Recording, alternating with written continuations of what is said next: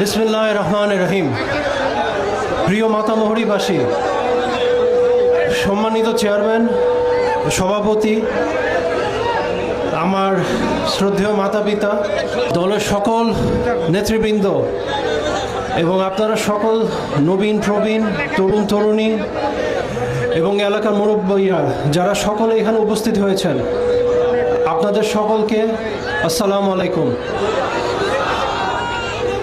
আমি আপনাদের বেশি সময় নিতে চাই না, কিন্তু আমি একটা জিনিস বলতে চাই, সেটা হচ্ছে আমার আপনাদের প্রতি কৃতজ্ঞতা।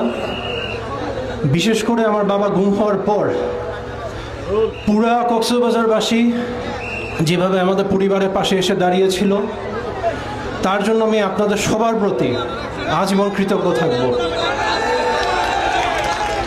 আসন্ন জাতীয় নির্বাচনে ধানের শীষের পক্ষে ভোট দিয়ে আপনাদের পাশে দাঁড়ানোর সুযোগ করে দিন, আপনাদের পক্ষে কাজ করার সুযোগ করে দিন।